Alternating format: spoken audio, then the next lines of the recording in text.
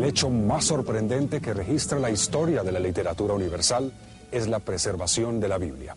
Desde tiempos remotos, las Sagradas Escrituras han sido objeto de innumerables embates que han puesto en peligro su conservación. Pese a todo, en el tercer milenio de la era cristiana, el mensaje dado de Moisés hasta Juan aún prevalece. Esto ha motivado a que la obra que guarda la palabra de Dios también se conozca como el libro indestructible. Las Sociedades Bíblicas Unidas presentan el libro indestructible.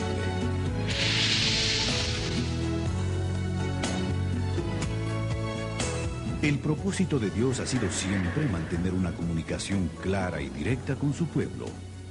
Moisés fue el gran líder hebreo con quien el Señor hablaba y quien tuvo la labor de comunicar sus decretos y sus leyes al pueblo hebreo.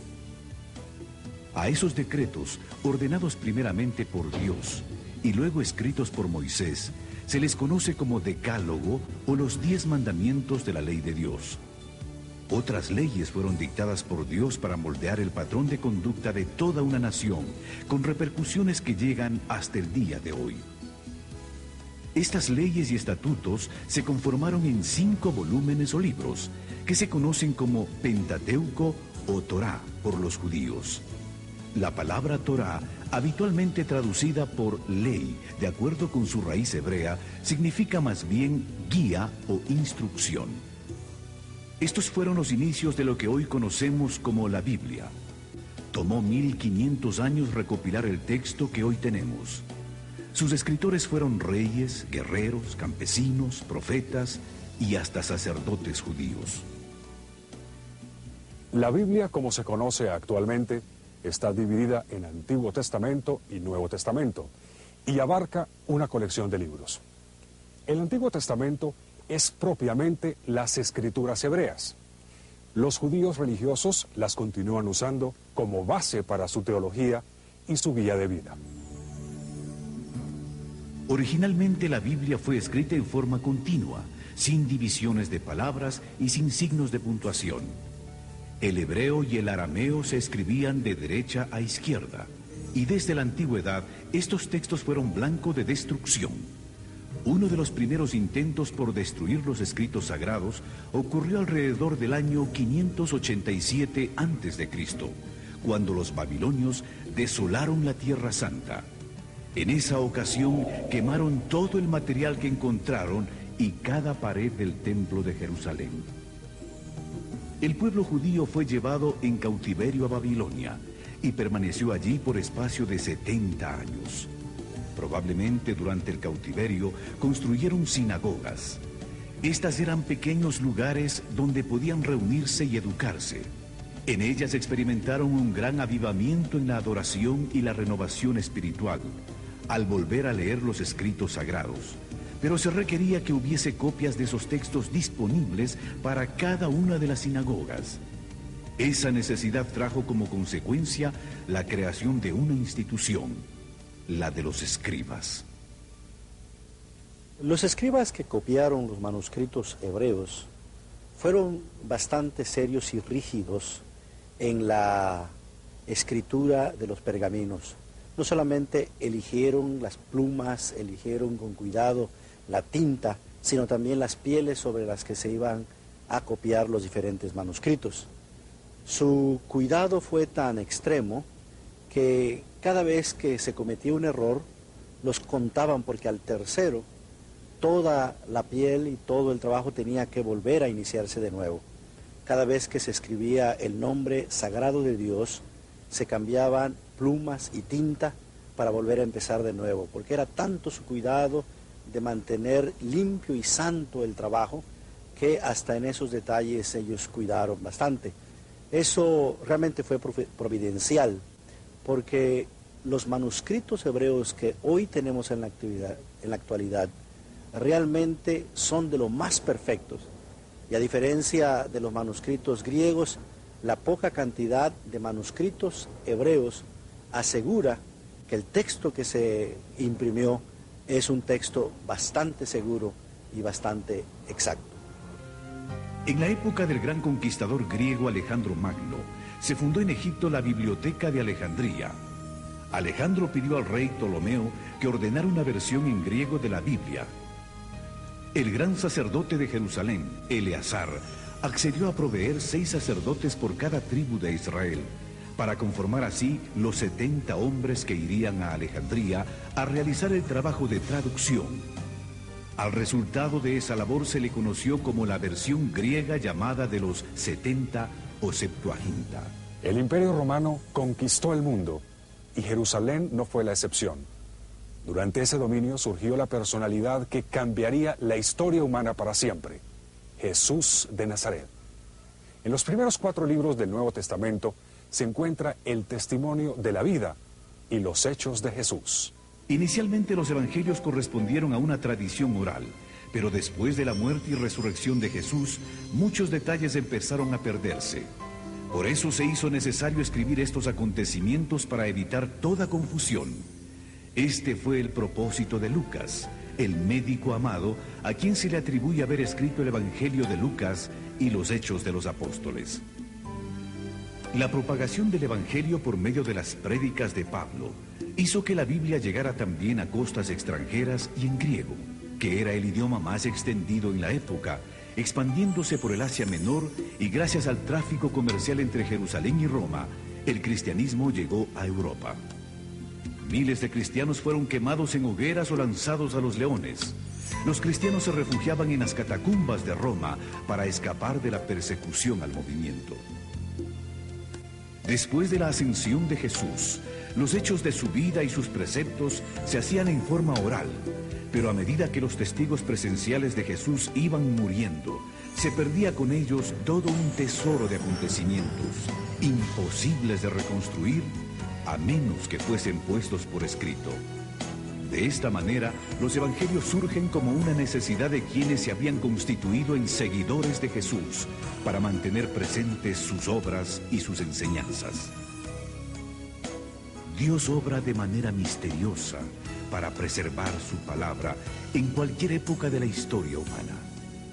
El primer siglo se caracterizó por el establecimiento de un movimiento cuya persecución fue encabezada por un celoso de la ley llamado Saulo. Después de una milagrosa conversión, ese perseguidor de la iglesia llegó a ser el autor de más de la mitad del Nuevo Testamento. También fue el responsable de la expansión del Evangelio por Asia Menor. Los años que siguieron a la ascensión de Jesús vieron el surgimiento de la iglesia y la expansión del cristianismo. Primero en Jerusalén y Judea, después al resto de Palestina, incluyendo Samaria, y se extendió hasta el resto de lo que hoy se conoce con el nombre de Asia Menor. El personaje más importante en la expansión del cristianismo en esta parte del mundo fue el apóstol Pablo. No solamente proclamó el evangelio de manera oral, estableciendo iglesias, sino que para asegurar la continuidad de las comunidades y su educación, escribió cartas que llegaron a ser parte de lo que hoy se conoce con el Nuevo Testamento. Pero no solo Pablo escribió cartas, hay otros autores que escribieron una carta o que escribieron otras cartas, y ese conjunto se conoce con el nombre de cartas universales. Pero también tenemos escritos como Apocalipsis, que forma parte de lo que se conoce con el nombre de literatura juanina y tiene que ver con el apóstol Juan, que fue uno de los seguidores de Jesús. La persecución de los cristianos en Roma fue basada en que este movimiento atentaba contra el emperador y que este grupo solo reconocía la autoridad de Jesús. La literatura usada por los cristianos era igualmente considerada subversiva. Para el año 150, los cristianos se encontraban ya no solo en Roma, sino tan lejos como al norte de Inglaterra, a pesar de que el Imperio Romano había hecho todo lo posible para parar el crecimiento del movimiento. Cada día se unían nuevos partidarios. Motivados por la fe y por el testimonio de los mártires, muchos se convertían al cristianismo. A pesar de la persecución iniciada por Nerón en el año 64 después de Cristo, el número de creyentes crecía y se expandía. La Biblia era la autoridad real del movimiento cristiano, aunque no fuese conocida por muchos, y el interés por estos escritos aumentó. La figura de Constantino fue de suma importancia. Construyó iglesias y pagó salarios a pastores. Por su empeño en mantener la unidad, proclamó el cese de la persecución. Esta proclama se extendió por todo el imperio con la derrota de Lucino en el año 323.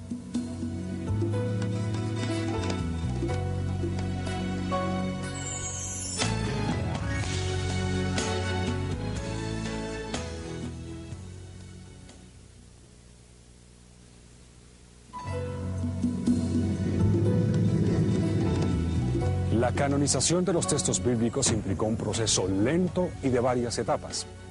La palabra canon, con referencia a la Biblia, fue empleada por primera vez hacia el 360 después de Cristo. 7 años después, este patriarca de Alejandría hizo la primera lista de los 27 libros del Nuevo Testamento. Las Sociedades Bíblicas Unidas presentan el libro indestructible.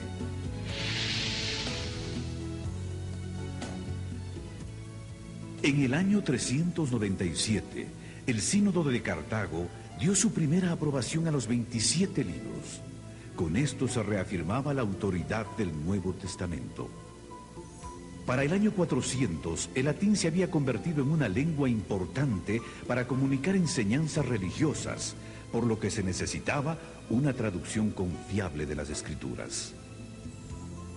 Jerónimo se mudó a Belén y se dedicó a traducir las Escrituras al latín. En el año 405 completó su misión. Su trabajo es conocido como la Vulgata, o Biblia de lenguaje común. El latín se convirtió en la lengua oficial de la Iglesia Católica Romana hasta este siglo. Cada nación protestante usó su propio idioma. El griego siguió como idioma oficial en el Oriente. Hacia el año 555, el Imperio Romano iba en decadencia producto de las invasiones de pueblos bárbaros como los germánicos, lombardos y muchos otros, quienes terminaron conquistando el imperio. Desde el siglo V, por mencionar una fecha, el Imperio Romano entra en una gran crisis debido a debilitamiento interno y también a la presión que ejercían las tribus llamadas normalmente bárbaras, de las fronteras del imperio hacia afuera, que poco a poco se van infiltrando, se introducen dentro del imperio y luego esto favorece cuando la invasión militar de esas tribus se produce y el imperio romano cae.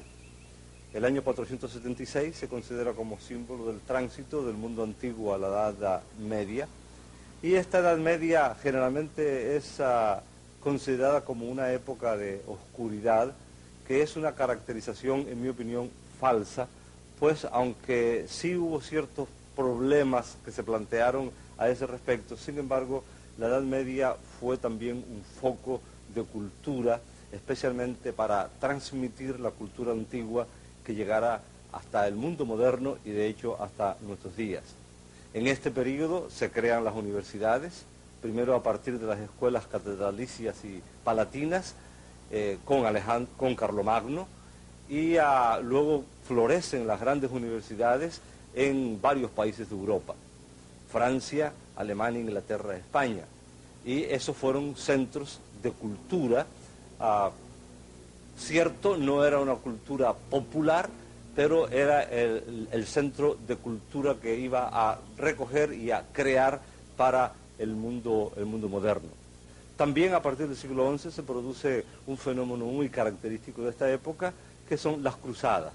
Se creó un espíritu, especialmente en el mundo occidental cristiano, y un deseo de recuperar las llamadas tierras santas que estaban en manos de los turcos, de los musulmanes, y se consideraba que eso era casi un sacrilegio. Las cruzadas tuvieron épocas de gloria y épocas de catástrofe espantosa, pero al mismo tiempo facilitaron el tránsito de la cultura, del comercio, a lo largo de todo el territorio que va desde el occidente de Europa hasta la Tierra Santa, hasta el Medio Oriente.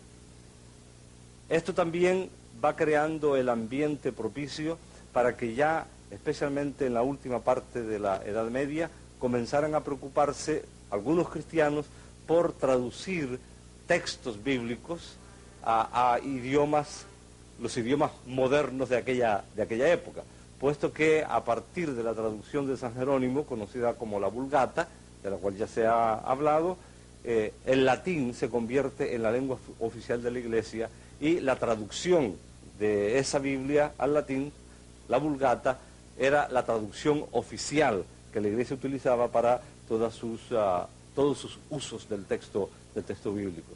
De tal manera que ya al final de la Edad Media se abre un mundo nuevo, se está preparando el Renacimiento y el comienzo de la era moderna, un mundo nuevo también para la traducción de la Biblia y para los estudios bíblicos. En el siglo XIV, John Wycliffe de Inglaterra, quien se considera el padre de la Biblia en inglés, sostenía que la Biblia contiene la revelación de Dios. Aseguraba que no se necesitaba ninguna enseñanza adicional por parte de la Iglesia ni de las autoridades. Wycliffe reiteró que la Biblia debía ser traducida al lenguaje del pueblo. La Biblia en inglés no era conocida en Inglaterra, puesto que se contaba con la versión latina de Jerónimo del año 405. Wycliffe terminó la traducción del Nuevo Testamento a partir de la Vulgata latina en el año 1380. En 1382 se terminó el Antiguo Testamento. Por primera vez, el pueblo de Inglaterra tenía en sus manos una Biblia en su propio idioma. En esos días, una Biblia era costosa y no todo el mundo podía obtenerla. Algunos daban las ganancias de un mes de trabajo para obtener una página de la Biblia. Con su aporte, Wycliffe había cambiado la historia de Inglaterra. Hasta el día de su muerte se mantuvo a la vanguardia, enfrentando a los poderes que mantenían al pueblo prisionero de una tradición religiosa impuesta por la fuerza. Las ideas de Wycliffe fueron tan temidas que después de su muerte, toda la literatura que había producido fue prohibida. Y aún más, John Huss, de Bohemia, un admirador de Wycliffe, murió quemado en la hoguera en el año 1415, condenado por el Concilio de Constanza. La indignación de la Iglesia fue tal que desenterró los restos de Wycliffe, los quemó y luego los arrojó en el río Swift. Una vez más, la Biblia era el eje central por el que los cristianos comprometidos estaban dispuestos a arriesgarlo todo, aún sus vidas, para que la palabra de Dios llegase a todo ser humano. Martín Lutero inicia un hecho que cuando lo realiza no debió haber tenido mayor significado. De hecho, ya había hecho algo semejante años antes y lo que él había hecho había pasado casi inadvertido. El 31 de octubre de 1517, Martín Lutero coloca en la puerta de la abadía de Wittenberg, en cuya universidad Martín Lutero era profesor de Sagrada Escritura, 95 tesis en las que él cuestionaba algunas cosas que le parecían que debían cuestionarse respecto de la actitud de la Iglesia oficial, la Iglesia dominante, la Iglesia católica. Martín Lutero colocó estas tesis no en alemán, sino en latín, porque estaban dirigidas simplemente a los eruditos de la universidad en la que él enseñaba. Y lo único que él pretendía era iniciar una discusión académica con sus colegas sobre los temas que él planteaba. Sin embargo, inesperadamente, aquel acto de colocar las 95 tesis, que era un acto sencillo, pero la reacción fue totalmente inesperada para el propio Martín Lutero, porque creó un polvorín hasta tal punto que hoy se considera que el 31 de octubre de 1517 es la fecha simbólica con que se inicia la reforma protestante del siglo XVI. Entran en ejercicio los órganos supremos de legislación y de autoridad en el imperio, y en 1521 Martín Lutero es llamado a la Dieta de Worms para que se retractara de las doctrinas que estaban enseñando. Es famosa la frase, probablemente un poco apócrifa, legendaria, pero simbólica, en que Martín Lutero se planta frente a la Dieta y sostiene que a menos que le convenzan con el texto de la Sagrada Escritura en la mano de que él está equivocado, él no va a retractarse.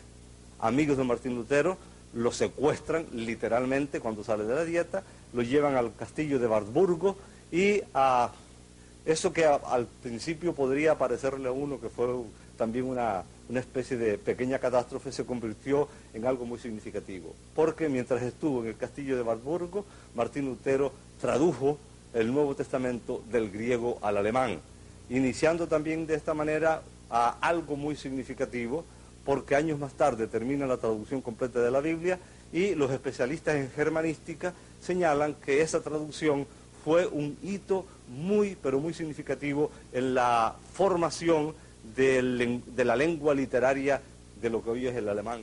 La traducción de Martín Lutero se convierte también en símbolo porque entonces comienzan también a producirse traducciones en las otras lenguas de la Europa de la época. Pero en 1529 fue derogado dicho principio y se prohibió la difusión de la religión evangélica. Entonces fue presentada una protesta formal. En la misma se afirmaba que en asuntos de religión cada quien debía seguir a su conciencia. De ahí el nombre de protestantes, con el que se conoció a los seguidores de Lutero, Zwinglio y Calvino. La primera Biblia en francés es la aparecida en 1535, en versión de Pierre Robert Olivetan, primo de Calvino. Lutero proclamaba que la única fuente de verdad era la Escritura. Los movimientos de reforma religiosa estaban por esta época bastante difundidos en Europa. Se contaba con Erasmo de Rotterdam, John Colet en Inglaterra, Jacques Lefebvre en Francia, Francisco Jiménez de Cisneros en España, Juan Valdés en Nápoles. También apoyaban a Lutero los nacionalistas alemanes liderados por Ulrico von Hutten. En la Inglaterra de 1519 se destacó un joven estudioso en la Universidad de Cambridge, William Tyndale. El joven entendió que si el Nuevo Testamento tenía tanto efecto en los intelectuales de Cambridge, la palabra de Dios haría mucho más en los campesinos. A partir de esta conclusión, Tyndale empezó su misión de traducir la Biblia en inglés, teniendo en mente a la gente común. Tyndale tuvo que salir de Inglaterra para poder hacer su trabajo de traducción, porque en este país había prohibiciones de usar una Biblia que no fuera en latín. En 1524 viajó a Hamburgo para finalizar su traducción del Nuevo Testamento. Al igual que Lutero, Tyndale utilizó para su labor los textos griegos de Erasmo y la Vulgata Latina, así como las traducciones hechas por Lutero al alemán. En diciembre de 1525, Tyndale imprimió el Nuevo Testamento e hizo los arreglos para introducirlo en Inglaterra de manera clandestina en sacos de harina. La llegada de la literatura en inglés fomentó el descontento oficial. Los problemas en la distribución empezaron cuando los Nuevos Testamentos tuvieron que ser introducidos en Inglaterra, usando diferentes vías como marinos mercantes y hombres de negocios. Las autoridades inglesas estaban activas. Arrestaban a todo aquel que encontraban con un ejemplar. La expectativa de poder leer la Biblia en inglés fue tan grande que la gente se arriesgaba a pesar de las amenazas. Cada libro de Tyndale que las autoridades encontraban era quemado. El obispo y el cardenal de Londres quemaron 158 cajas del Nuevo Testamento de Tyndale. Pero mientras en Inglaterra lo quemaban, cientos de ejemplares eran impresos en Alemania. Por espacio de 10 años, la destrucción sistemática del libro continuó en Inglaterra, y los difusores eran puestos en prisión o quemados en la hoguera. A pesar de que las autoridades hacían esfuerzos por parar el trabajo de Tyndale, este lo continuó desplegando fervientemente. Tyndale fue traicionado, arrestado y puesto en prisión en Bélgica por año y medio. Luego fue enviado a la hoguera. Otro hombre, Miles Coverdale, terminó el trabajo de traducción de la Biblia basado en el trabajo de Tyndale. Esta Biblia salió de la imprenta en 1535. 2 años más tarde, el rey de Inglaterra consintió en hacer uso de la Biblia en idioma inglés. La próxima medida fue que se colocara una Biblia grande en cada iglesia. En 1604 el rey James autorizó la traducción de la Biblia. Para lograrlo, juntaron a los 40 eruditos más destacados de Inglaterra, entre los que se encontraban los decanos de Cambridge y Oxford. Finalmente, este gran esfuerzo terminó siendo la Biblia de más distribución en el mundo de habla inglesa. La Biblia versión King James, que lleva el nombre en honor al rey. Definitivamente, este gran libro superó todo, los tiempos, las oposiciones, convirtiéndose en el libro indestructible.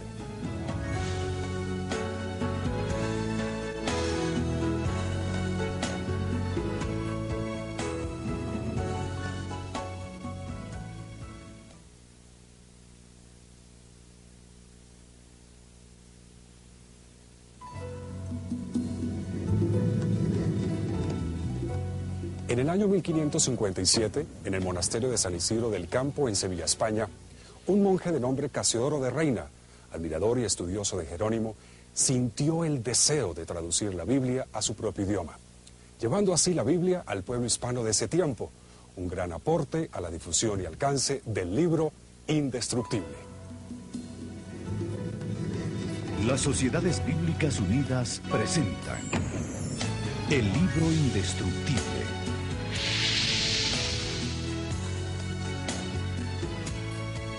El primer intento de traducción de Casiodoro de Reina fue un salmo, el que luego llevó como regalo a una rica y piadosa mujer de nombre Isabel, muy devota de la fe cristiana. Ese fue el inicio. La gran pregunta era si podría hacer lo mismo que Jerónimo, traducir la Biblia completa. Hasta este momento se creía que el idioma para las cosas sagradas era el latín, y no se concebía la Biblia en una lengua romance como el castellano. Al enterarse Casiodoro que la Inquisición enjuiciaría a los monjes, huyó del monasterio.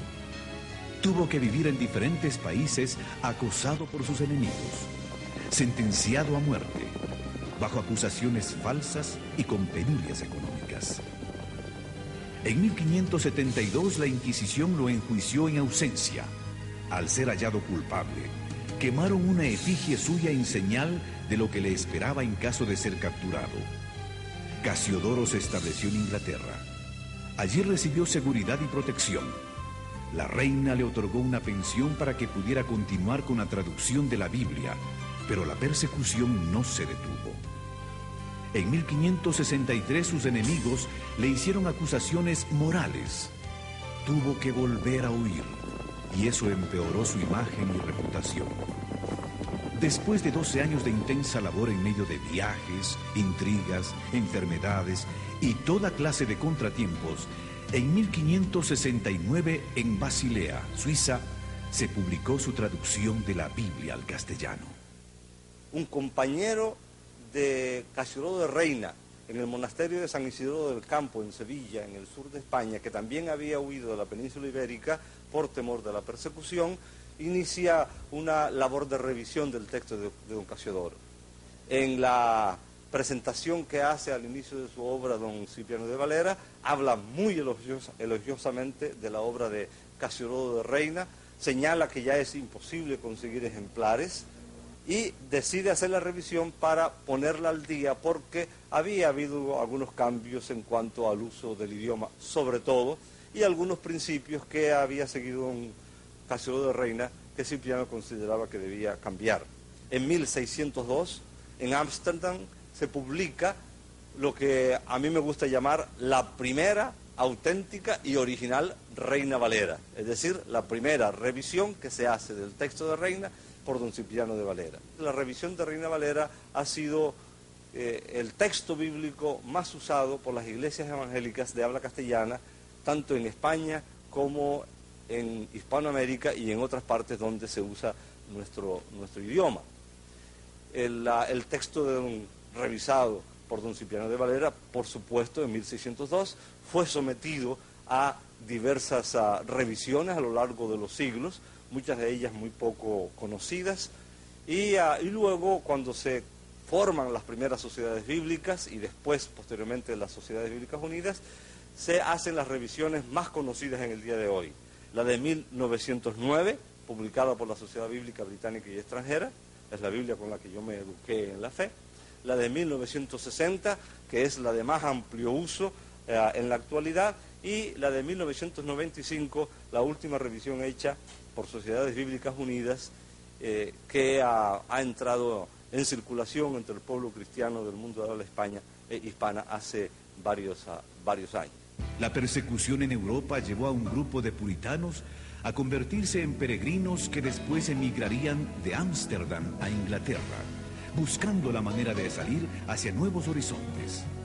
Y así fue como en 1620 llegó la Biblia a los Estados Unidos. Los primeros 600 ejemplares de la Biblia en español, enviados por la Sociedad Bíblica Británica y Extranjera, llegaron a Buenos Aires y a Montevideo en 1806. Entre 1804 y 1807 se imprimieron 20.000 ejemplares del Nuevo Testamento en portugués, que marinos y comerciantes distribuyeron en las costas de Brasil. Entre los años 1808 y 16 se repartieron en las Indias Occidentales, Honduras y las Guyanas 4.000 ejemplares de la Biblia y 11.500 Nuevos Testamentos en español, francés, inglés y holandés. Comerciantes, viajeros y piadosos capitanes de barcos también diseminaron ejemplares del texto sagrado por las costas de América Latina. Parece que las primeras sociedades auxiliares para la distribución de la Biblia en América Latina fueron las organizadas en 1818 entre los negros de Barbados y Bermuda. 4 años antes de la liberación de los esclavos en el Caribe, se publicó una edición bilingüe del Nuevo Testamento en dialecto africano e inglés, que fue destinada a los misioneros moravos en Surinam. De ella se realizaron subsecuentes ediciones hasta 1889. Sin lugar a dudas, el misionero más dedicado a la obra de la distribución de la escritura en este periodo fue James Diego Thompson. Viajó por iniciativa propia a América Latina para promover el método lancasteriano de educación, usando la Biblia como texto principal. Desde 1818 estableció escuelas y distribuyó la palabra de Dios en Argentina, Uruguay, Chile y Perú, antes de servir como agente de la Sociedad Bíblica Británica y Extranjera en Ecuador, México, el Caribe y Canadá. Por fin la Biblia había llegado a las Américas. La versión conocida como Reina Valera comenzó a afianzarse en el territorio de habla hispana. Pero la labor no concluía ahí. Había que traducirla a los diferentes idiomas que se hablan en el continente y mantenerla actualizada de acuerdo a los cambios propios de cada idioma. Este texto pretende poner el texto de Reina Valera acorde con el uso de la lengua a fines del siglo XX y principios del siglo XXI, puesto que el texto anterior de 1960 tenía muchas características que eran propias de la época cuando se hizo esa revisión, pero que no calzan en la actualidad muy bien con la manera como nosotros usamos hoy el idioma.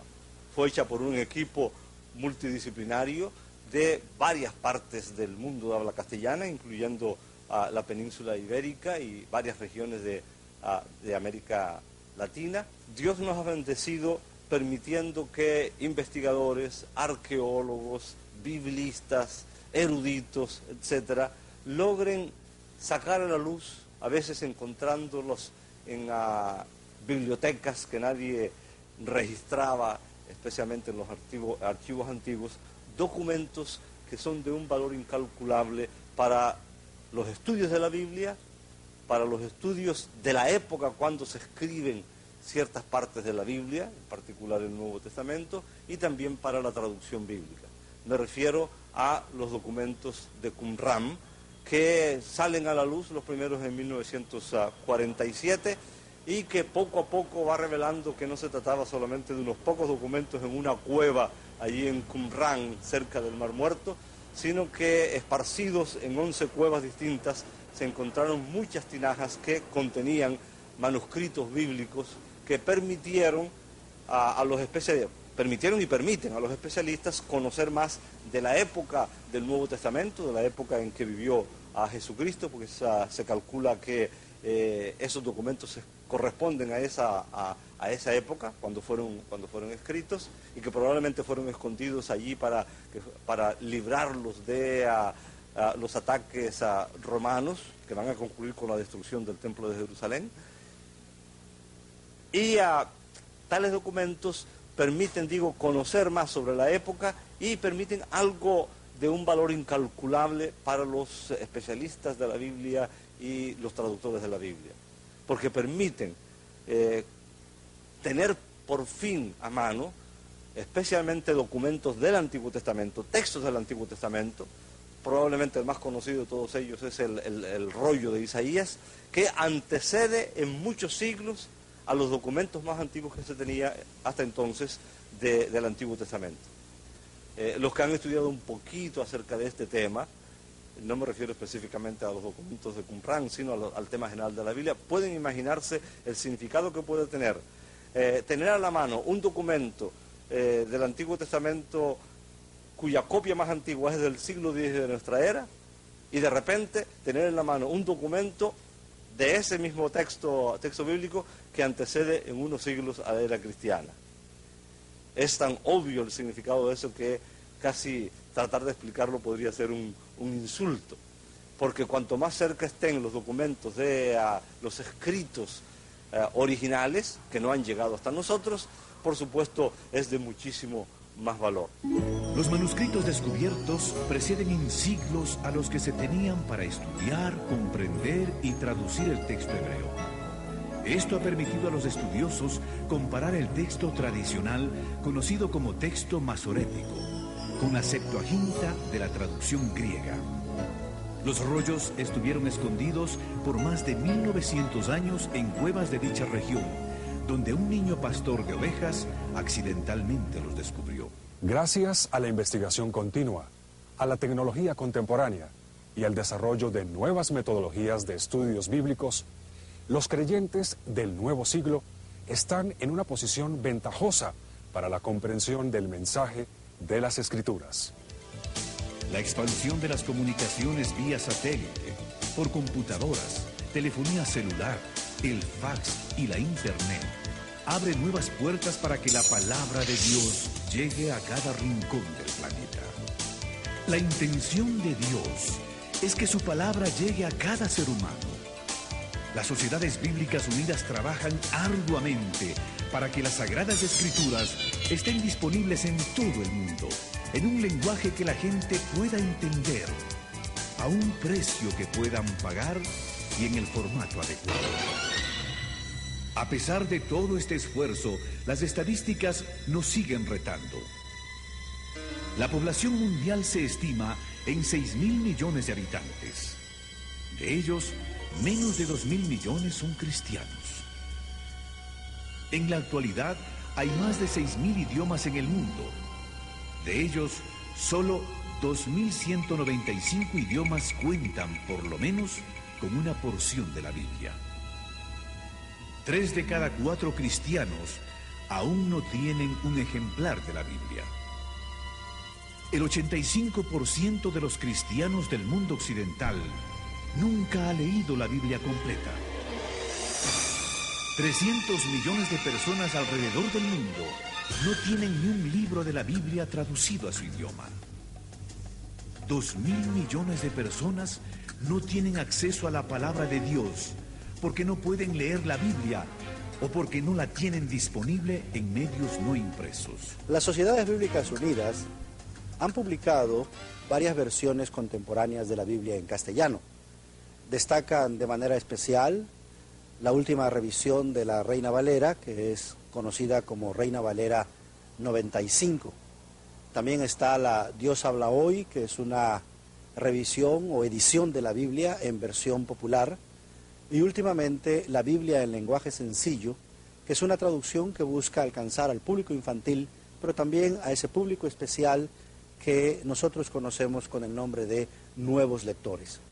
El trabajo de traducción de la Biblia también ha integrado nuevas tecnologías, como lo es la computadora, Hoy día, prácticamente en todos nuestros proyectos de traducción, la computadora ha venido a jugar un papel muy importante. No solamente en la traducción del texto mismo, sino en el uso de diferentes herramientas que han venido a agilizar el trabajo de traducción. Y llama la atención hacer la comparación entre los primeros materiales que se usaron para la transmisión del texto, los papiros, los códices, los pergaminos, cuando vino la imprenta, el papel.